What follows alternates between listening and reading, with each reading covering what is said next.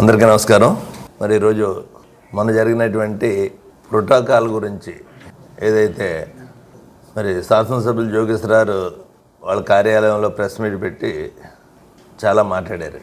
అంటే అక్కడికి వచ్చి సుమారు ఒక 2,000 మంది ఇళ్ళు గురించి అపార్ట్మెంట్స్ ప్లాట్లు ఎప్పుడు ఇస్తాయి, ప్లాట్లు తీసుకుందాం అనేటువంటి సంతోషంగా వాళ్ళందరూ మొత్తం జనం అందరూ అక్కడికి వస్తే ఈయన వచ్చి మాట్లాడింది వాళ్ళకి సంబంధించినటువంటి ఆ ఫ్లాట్ల కోసమో లేకపోతే వాళ్ళకి కావాల్సినటువంటి ఏర్పాట్ల కోసం అనేటువంటిది కాకుండా కేవలం ఈయన ప్రోటోకాల్ దగ్గరే స్టార్ట్ చేశారు. అంటే ప్రోటోకాల్ గురించి వచ్చాడు ఆయన, లేకపోతే దేనికోసం వచ్చాడు? అసలు ప్రోటోకాల్ అంటే కూడా చూసుకోవడానికి ప్రథమ పౌరాలు ప్రోటోకాల్ గురించి నన్ను అడగలేదు, కమిషనర్ గారిని అడిగాడు ఆయన.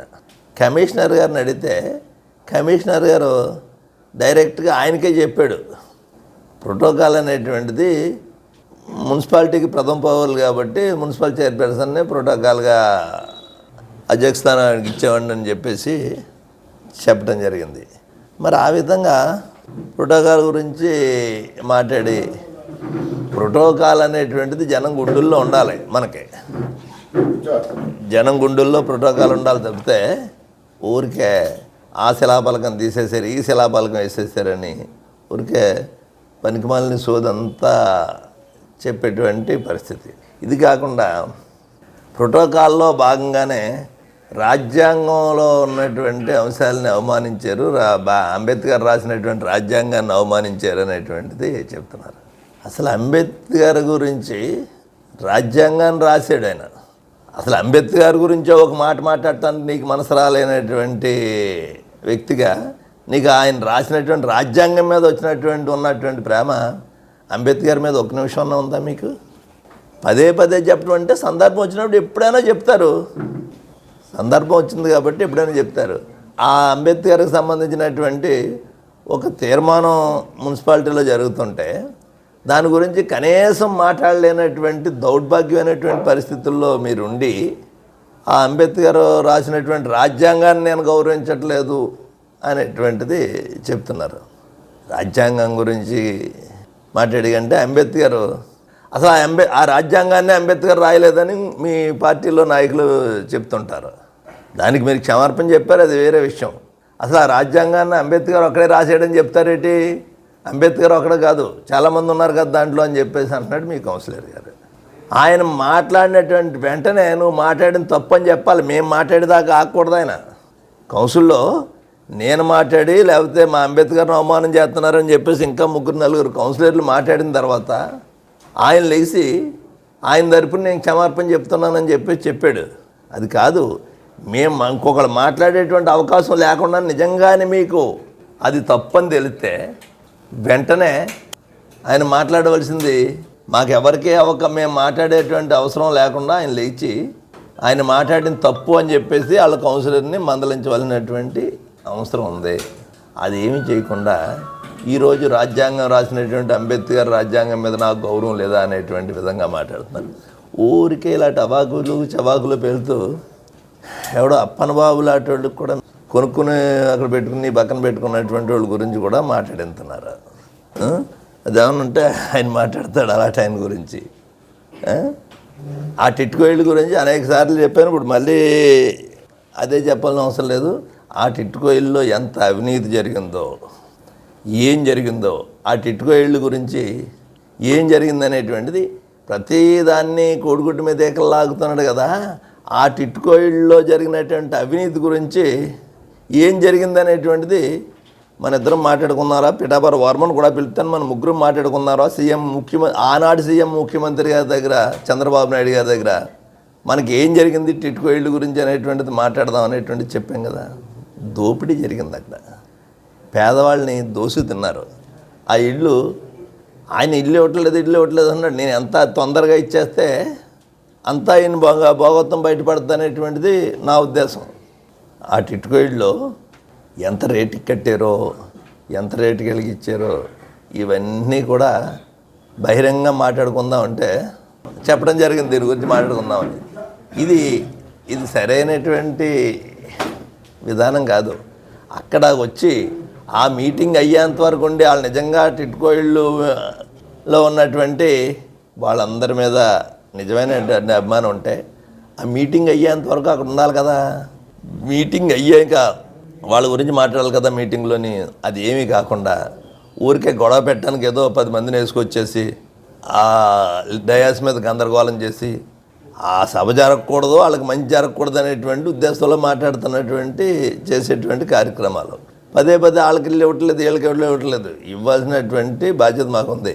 నేను అప్పుడు చెప్పాను, ఇప్పుడు చెప్తాను, మళ్ళీ ఇంకోసారి మీ ద్వారా ఈ పట్టణంలో ఉన్నటువంటి లబ్ధిదారులకు అందరికీ చెప్తున్నాను. ఆ ఇల్లు అప్పుడెప్పుడో రాజశేఖర రెడ్డి గారి టైంలో కృష్ణార్జున చౌదరి గారు ఇచ్చినటువంటి స్థలాలను వెనక్కి లాక్కున్నది మీరు వచ్చిన తర్వాత. ఆ స్థలాలను వెనక్కి లాక్కుని మీకు ఇల్లు కట్టిస్తానని చెప్పేసి ఆ పట్టాలు తీసుకుని ఆ పట్టాలు ఇచ్చిన వాళ్ళ మీద ఆ ఇల్లు ప్రారంభించింది మీరు, కట్టింది మీరు. పదే నా మీద ఉండే గౌరవం కొలిది ఆనాటి ముఖ్యమంత్రి చంద్రబాబు నాయుడు గారు 6,000 ఇళ్ళు ఇచ్చారని చెప్పేసి పెద్ద ఘనకార్యంగా చెప్తున్నాడు. 6,000 ఇచ్చారు కాబట్టి ఎంత ఎక్కువిస్తే అంత మీకు ఉపయోగపడుతుందని దోసుకుందామని ఇచ్చినటువంటి కానీ అయ్యి ప్రజల కోసం ఇచ్చినటువంటి కాదు. 6,000 ఇళ్ళని సరే 6,000 ఇళ్ళు ఇచ్చారు. పట్టాలు తీసుకున్నటువంటి వాళ్ళ దగ్గర వెనక్కి తీసుకున్న ఆ పట్టా ఇవ్వాలంటే పాకో పందిరి వేసుకుని ఉంది. వాళ్ళు పాకో పందిరి వేసుకుని ఉండటం కాకుండా ఈవేళ దానికి బోల్డ్ అంత వాల్యూ 10 లక్షలు 15 లక్షల రూపాయల ఆ స్థలం వాల్యూ ఉంది. అమ్ముకోమని కాదు, అవసరానికి అమ్ముకుంటే కూడా వాళ్ళ జీవితాలకు ఉపయోగపడేటువంటి విధంగా ఉన్నటువంటి పరిస్థితి. అవన్నీ తీసేసుకుని ఒకళ్ళ మీద నలుగురిని ఎక్కించి ఇవాళ మేకు దిగ్గొట్టుకోవడానికి కూడా అవకాశం లేనటువంటి విధంగా అందులో కాపురాలు చేస్తుంటే 2,000 ఇళ్ళు ఇచ్చి వరకు ఇచ్చాం. 2,600 2,700 ఇచ్చాం. అప్పుడు స్టార్ట్ చేసినప్పుడు 2,000 కొందనుకున్నాం, 2,500 600 ఇచ్చామని చెప్పేసి కమిషనర్ వాళ్ళు చెప్తున్నారు. 800 700 మంది వచ్చి జాయిన్ అయ్యారు. ఇప్పటికి సంవత్సరం సుమారు అయితే 600-700 మంది వచ్చి జాయిన్ అయ్యారు. ఇవన్నిటికి చేయటం లేదు, ఆ కరెంట్ లేదు, లేకపోతే అది లేదు ఇది లేదు అన్నాడు. ఆ కరెంట్ ఇచ్చినా ఇంకోటి ఇచ్చినా అవన్నీ ఇప్పు పట్టిపోతున్నారని చెప్పేసి ఆ కాంట్రాక్టర్లు ఎడుతున్నారు. దొంగతనాలు జరుగుతున్నాయి ఇక్కడ, ఇప్పు పట్టిపోతున్నారని. ఫ్లాట్లో మొన్న కూడా చెప్పాను నేను స్పష్టంగానే, ఫ్లాట్ కావాలని వచ్చిన వాళ్ళు శాంక్షన్లో ఉండి ఫ్లాట్ కావాలని వచ్చిన వాళ్ళు ఎవరన్నా ఉంటే వాళ్ళకి ఇమీడియట్గా ఆ లోపల వైరింగ్ అంతా చేయించి కరెంట్ వచ్చేలాగా ఏర్పాటు చేసి నీళ్లు వచ్చేలాగా ఏర్పాటు చేయమని చెప్పాను. అదే వాళ్ళు వచ్చినప్పుడు చేసేటువంటి పని కానీ వైరింగ్ చేసేస్తే వైరింగ్ అంతా ఇప్పు పట్టిపోయారట. ఆ కాంట్రాక్టర్ గోలగోల దారుణంగా కట్టారు. అయ్యి నేను చేసింది నేనేం చేసి ఏదో చేశాను గొప్ప చేశానని నేను చెప్పలేదు. వాళ్ళకి ఇల్లు ఇచ్చింది మీరే.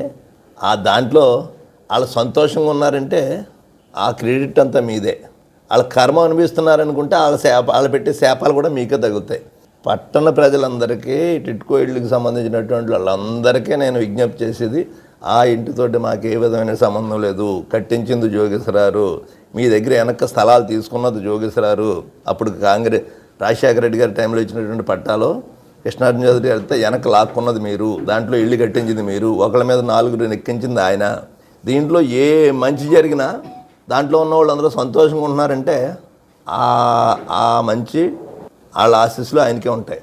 వాళ్ళు నిజంగా దాంట్లో నరకం చూస్తున్నారనుకుంటే ఆ కర్మ కూడా అయింది. మాది ఏమి సంబంధం, నాకు సంబంధించినంత వరకు అక్కడ నీళ్లు ఇచ్చేటువంటి కార్యక్రమం నేను చేశాను, లేకపోతే నేను సమాధానం చెప్తాను. కరెంట్ ఇచ్చే కార్యక్రమం చేశాను, లేకపోతే నేను సమాధానం చెప్తాను. హాస్పిటల్ కట్టించాం. ఈ ఫ్లాట్లు కూడా ప్రతి ఇంట్లోని 1-3 ఎవరో ఒకళ్ళు ఇద్దరు వికలాంగులు పెద్దవాళ్ళు ముసలోళ్ళు ఉంటారు. 4 అంతస్తుకి ఎక్కించడం అంటే ఎంత ఇబ్బందికరమైన పరిస్థితి. ఈరోజు అయ్యే ఇళ్ళు చంద్రబాబు నాయుడు గారు కట్టించింది ఇది, మరి జగన్మోహన్ రెడ్డి గారు కట్టించిన ఇళ్ళు వ్యక్తిగతమైనటువంటి ఇళ్ళు కట్టించారు. మనం ఓపెన్ చేసినటువంటి ఇటుకో ఇళ్ళు పక్కనే అప్పుడు రాజశేఖర రెడ్డి గారు ఉన్నప్పుడు కృష్ణార్జున చౌదరి గారు కట్టించినటువంటి స్థలాలు ఇచ్చినవి ఉన్నాయి. ఇల్లు కట్టుకున్నారు, వాళ్ళందరూ శుభ్రంగా సంతోషంగా ఉంటున్నారు. ఇంకా కొంచెం అదరికి వెళ్తే కొంచెం ఈరోజు 30 లక్షల మంది 31 లక్షల మందికి జగన్మోహన్ రెడ్డి గారు ఇచ్చిన ఇళ్ళు ఆ నేలటూరులో ఉన్నాయి, కనపడతానే ఉన్నాయి అక్కడికి. లేకపోతే నేనన్నా ఖర్చు పెట్టుకుంటాను, దారిపూడిలో వేశారు చూపిస్తాను రండి అని కూడా అన్నాడు మొన్న ఏదో మాట్లాడుతూనే. రమ్మనండి చూపిద్దాం, వెళ్దాం, తీసుకురమ్మనండి, వెళ్ళి చూపిద్దాం. కట్టాము, అక్కడ జరుగుతున్నాయి. ఇల్లు కట్టుకున్నారు వ్యక్తిగతంగానే 14 లక్షలు 15 లక్షలు వేసి కట్టుకున్నారండి. నీకేంటి బాధ? ఒక స్థలం ఇచ్చాం, గవర్నమెంట్ నుంచి వచ్చేటువంటి గ్రాంట్ ఇచ్చాం, వాళ్ళు 10 లక్షలు కాబట్టి 15 లక్షలు వేసి కట్టుకుంటారు. వాడు ఓపుకున్నంత వరకు కట్టుకుంటాడు. ఇల్లు అనేటువంటిది వాళ్ళ జీవిత కళ ప్రతి పేదవాడికి. బ్రహ్మాండంగా ఇల్లు కట్టుకున్నారనేటువంటిది సంతోషిస్తున్నారా, కట్టేసుకుని మంచి ఇల్లు కట్టుకున్నారని ఏడుతున్నారా మీరు దీన్ని బట్టి చూస్తేనే? ఒక మంచి ఇల్లు పేదవాడు కట్టుకున్నాడంటే సంతోషిస్తున్నారా, బాధపడుతున్నారా మీరు? అది మానేసి వాళ్ళు 14 లక్షలు 12 లక్షలు పెట్టి ఇల్లు కట్టేసుకున్నారు. ఇటువంటి సొల్లు కవర్లు సోదు కవర్లు ప్రజలు వినటానికి సిద్ధంగా లేరు. ఇది చాలా దారుణమైనటువంటి విధంగా మీరు మాట్లాడుతున్నటువంటి విషయాలు ఇవి. ప్రజలందరూ కూడా ఈరోజు ఏమీ తెలియని పరిస్థితులు లేరు. ఇలా ఆ రోజు చంద్రబాబు నాయుడు గారి టైంలో ఏం జరిగింది, ఈవేళ రాజశేఖర రెడ్డి గారి కొడుకు జగన్మోహన్ రెడ్డి గారి టైంలో ఏం జరిగింది, జగన్మోహన్ రెడ్డి గారు ఏ విధంగా పనిచేశారు అన్నీ కూడా ప్రజలు చూస్తున్నారు. ఆ విధంగా ప్రజలు ఆలోచిస్తున్నారు అనేటువంటిది తెలుసుకోవాలి జోగేశ్వరరావు అనేటువంటిది మనం చేస్తూ, రాజ్యాంగం గురించి లేకపోతే వీటి గురించి మీకు మాట్లాడేటువంటి అర్హతే లేదు ఎవరి గురించి. అంబేద్కర్ గారి గురించి, అంబేద్కర్ బొమ్మ పెట్టారు, జగజ్జీవన్ రామ్ గురించి ఏం మాట్లాడలేదు. ఏంటి చిల్లర మాటలేంటి అసలు? అటువంటి ఈ 30 సంవత్సరాల నుంచి ఎక్కడో మారుమూలలో నుంచి మెయిన్ రోడ్డు ముఖం చూడటానికి ఒప్పుకోలేదు మీరు. ఆయన ముఖం మెయిన్ రోడ్డు మీద అటు ఇటు వెళ్తూ చూడటానికి ఇష్టపడలేనటువంటి పరిస్థితుల్లో మీరుండి ఇవాళ జగజ్జీవన్ రామ్ గురించి ఒక మాట మాట్లాడేవా, లేకపోతే వాళ్ళ గురించి మాట్లాడేవా? అది మున్సిపల్ మీటింగ్లో మాట్లాడతారా మీరు? పాపారాయుడు గారి గురించి మాట్లాడారు. పాపారాయుడు గారి గురించి, అత్తమూరు గురించి మాట్లాడుతూ కూడా ఆ మీటింగ్లో ప్రోటోకాల్ లేదు, నువ్వు పైకి ఎక్కటి వెంటనే అడుగుతారు. ఈ ప్రోటోకాల్ నీకు పుట్టుకతోటే ప్రోటోకాల్ వచ్చేసిందా? ప్రోటోకాల్ గురించి అంతా ప్రోకలాడేస్తున్నావా? ఆ ప్రోటోకాల్లో నీ కూడా వచ్చిన వాళ్ళు కూడా ఎక్కించావు కదా కొంతమంది. వాళ్ళందరికీ ప్రోటోకాల్ ఉందా? నేను ఎప్పుడైనా వీడికి ప్రోటోకాల్ లేదని మాట్లాడేమేమన్నానే? ఎందుకంటే ఇలాగ మాట్లాడటం కాకుండా అత్తమూరులో పాపారాయుడు గారిని డయాస్ ఎక్కించగలదురా, లేకపోతే ఆ ఊళ్ళో మీటింగ్లో మాట్లాడించగలదురా? ఆ చిల్లర కవుర్లు చిల్లర మాటలోనే ఒక కుటుంబం అయినప్పుడు అనేక సమస్యలు ఉంటాయి దాంట్లోని.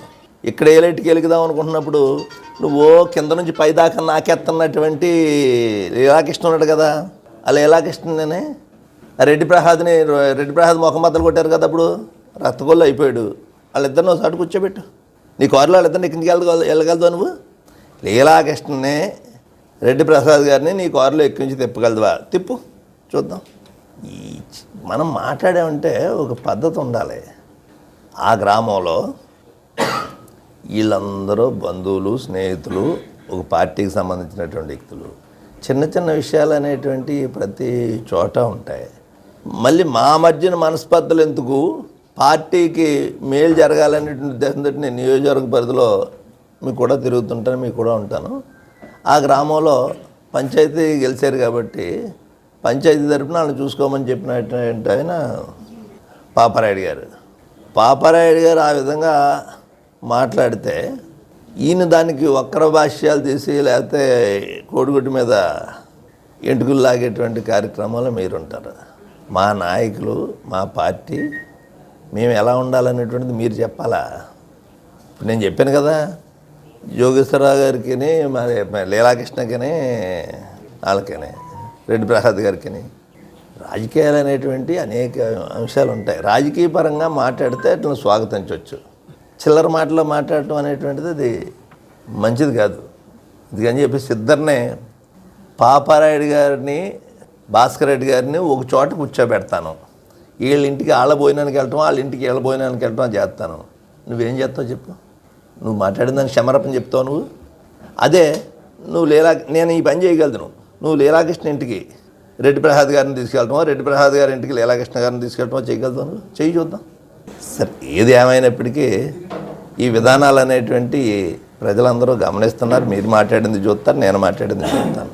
నువ్వు చేయలేనటువంటి అనేక పనులు. సోమేశ్వరంలో సబ్స్టేషన్ కట్టించాను, నువ్వు 10 సార్లు కొబ్బరిగా కొట్టేవాట అక్కడ. ఆ సబ్స్టేషన్ ఆపించడానికి నీ మనుషుల చేత హైకోర్టులో కేసు వేయించావు. ఆ కేసు కూడా తీయించకపోతే సబ్స్టేషన్ ప్లేస్ వేరే మార్చుకోవడం జరిగింది. ఇదే నువ్వు చేసేది? అభివృద్ధి గురించి మాట్లాడే అర్హత ఉందా మీకు? నీ మనుషులు కాదని చెప్పు. ఆ కేసు వేసినటువంటి వ్యక్తి నా మనిషి కాదు, నాకు సంబంధం లేదు అని చెప్పి చూద్దాం. నీ పార్టీ అధ్యక్షుడు, నీ పార్టీకి సంబంధించినటువంటి మాజీ ప్రెసిడెంటో, ముఖ్య నాయకుడో ఇలా హైకోర్టులో కేసు వేసి సబ్స్టేషన్ ఆపించామని చూశాడు. ఆ సబ్స్టేషన్ కట్టించింది నేను. ఆ కరెంటు గురించి మాట్లాడటానికి మీకున్న అర్హత ఏంటి? వేములపల్లిలో సఫిషియెంట్ కట్టుతున్నాను. అత్తమూరికి 3 ఫేజ్ కరెంటు తీసుకొచ్చి ఇస్తున్నాం, దీని మీద నుంచి తీసుకొచ్చి తాపేశ్వరం నుంచి తీసుకెళ్ళి ఈ అనేక కార్యక్రమాలు చేస్తుంటే ఈవేళ నీకు చెప్పాల్సిన పని లేదు, ప్రజలకు సమాధానం చెప్తానని చెప్పాను. నేను ప్రజాప్రతినిధిగా ఉన్నాను. ప్రజాప్రతినిధి అనేటువంటిది నీ స్థాయిని నిలబెట్టుకునేలాగా మాట్లాడితే ప్రజాప్రతినిధిగా గౌరవిస్తాం. చిల్లర రాజకీయాలు చేసి ప్రతిదానికి రాజకీయంగా దాంట్లో లబ్ధి పొందాలనేటువంటిది చిల్లర ఆలోచన చేస్తే నీకెందుకు సమాధానం చెప్పాలండి? మేము ప్రజలకు జవాబుదారీ, ప్రజలకు చెప్తాం. కరెంటు గురించి నేను ఎవరినో అడిగాను, ఎలక్ట్రికల్ డిపార్ట్మెంట్ వాళ్ళని, 1,30,00,000కే 5 కోట్లే చెప్పాను. నేను పెట్టినటువంటి ప్రతిపాదనలో 8 కోట్లకి పెట్టాను. ఈ 5 కోట్ల రూపాయల వరకు 800 ఫోల్స్ కావాలని చెప్పేసి 900 ఫోల్స్ కావాలని చెప్పేసి పంపించాను. నియోజకవర్గంలో ఎక్కడైతే ఏ గ్రామంలో అయితే కరెంటు వైర్లు మార్చాలని చెప్పేసి పెట్టాం. లూజ్ స్పెల్ ఉన్నటువంటి పోల్స్ మారుతున్నాం. లో వోల్టేజ్ ఉన్న అక్కడ ఇంప్లిమెంట్ చేయడానికి కొత్తగా ట్రాన్స్ఫార్మర్ కావాలనేటువంటిది చెప్పాం. ఒక పని చేద్దాం, 5 సంవత్సరాల్లో కరెంటు విషయమై 2014 నుంచి 2019 వరకు మీరు ఏం చేశారో చెప్పండి. కరెంటు మీద ఎంత డబ్బు ఖర్చు పెట్టారో చెప్పండి. 2014 నుంచి 19 వరకు కరెంట్ లైన్ సంఘం కాలనీ తీయమంటే ఇంటింటికి దండి పట్టమన్నా 2 లక్షలు ఖర్చు అవుతుంది అంటే అదిగో 2 లక్షల రూపాయలు ఖర్చు అవుతుంది అంటే అండి. నేను కోరలేదండి 2014 నుంచి 19 వరకు. అప్పుడు కరెంట్ లైన్ ఇళ్ళ మీద కరెంట్ లైన్ ఉంటే మెయిన్ లైన్ పెద్ద లైన్, ఆ కరెంట్ లైన్ తీయమంటే 2 లక్షలు ఖర్చు అవుతుంది ఇంటింటికన్నా దండు, లేకపోతే నేను డబ్బించినందుకు ఆ డబ్బులన్నా నువ్వు తెచ్చి ఖర్చు పెట్టన్నారు. ఖర్చు పెట్టి నా స్థాయి 2 లక్షలు ఎక్కడ ఖర్చు పెడతానని నేను ఖర్చు పెట్టలేక మనమధికారంలోకి వచ్చాక మీ అందరితో నేను కౌన్సిల్ మళ్ళా మార్చాం కదా మనం మున్సిపాలిటీలో పెట్టి ఆ 2 లక్షల రూపాయలు మీరు ప్రత్యేకంగా 1 నెల రోజుల్లో మనం కరెంట్ వైర్లు మార్పించి అక్కడ ఉన్న కమ్యూనిటీని పూర్తి చేసి ఓపెన్ చేసామండి. సిగ్గులేదా మరి? ఇంకా నేను కౌన్సిల్ ఉండగా దానికి సమాధానం చెప్పండి. కరెంట్ ఆఫీస్ లోకి 10 సార్లు ఆయన ఉండగానే ప్రతి మీటింగ్ లో అడిగిపోండి, అంటే కరెంట్ లైన్ చాలా ఇబ్బంది పడతారు, 3 కుర్రలు కూడా చనిపోయారు, 3 చనిపోయారు, ఇలాగని అడిగితే దానికి సమాధానం కూడా డబ్బులు వచ్చేది నువ్వే అని 10 సార్లు అడిగిపోయాను. అప్పుడు నేను అతను కరెంట్ గురించి మాట్లాడే అర్హత ఏంటానికి రోజులకి అది పూర్తి చేసి 3 నెలలకి కమ్యూనిటీలు ఓపెన్ చేసామమ్మా. తర్వాత నేను మీకు అది చెప్తున్నా, 2014 నుంచి 19 వరకు కరెంటు మీద మీరు ఎన్ని డబ్బులు ఖర్చు పెట్టారో చెప్పండి. 2019 నుంచి ఈ రోజు వరకు ఈ ప్రభుత్వం వచ్చిన తర్వాత ఏమేం చేసిందో చెప్తాను.